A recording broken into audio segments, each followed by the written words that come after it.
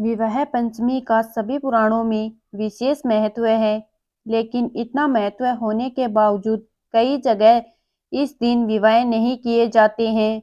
चाहे धार्मिक दृष्टि से इस दिन का बहुत महत्व है, लेकिन मिथिलांचल और नेपाल में इस दिन विवाह नहीं किए जाते हैं। त्योहार मनाया जाता है, लेकिन सीता के दुखद वैवाहिक जीवन को देखते हुए इस दिन विवाह निषेध होता है। भौगोलिक रूप से सीता मिथिला की बेटी कहलाई जाती है, इसलिए भी मिथिलावासी सीता के दुख और कष्टों को लेकर अतिरिक्त रूप से संवेदनशील है। 14 वर्ष वनवास के बाद भी गर्भवती सीता का राम ने परित्याग कर दिया था। इस तरह राजकुमारी सीता को महारानी सीता का सुख नहीं मिला।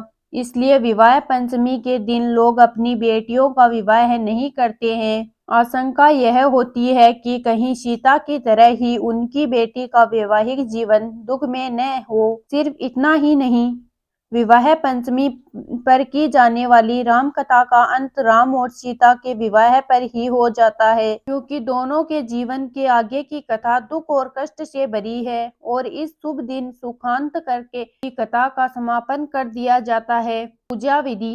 विवाह पंचमी के दिन ब्रह्मा मुहूर्त में स्नान करे और साफ वस्त्र धारण करे। इसके बाद राम विवाह का संकल्प ले।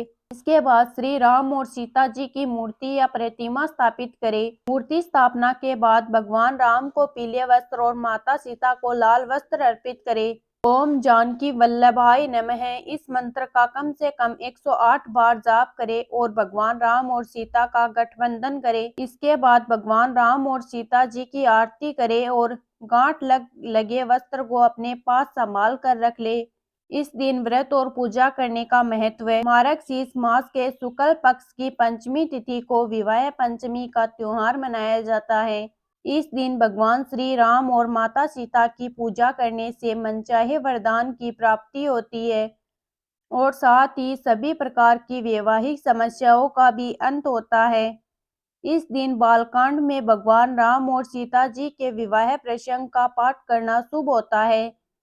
इस दिन संपूर्ण रामचरितमानस का पाठ करने से पारिवारिक सुख की प्राप्ति होती है। इसके साथ ही परिवार में सदैव सामंजस्य और खुशी का माहौल बना रहता है।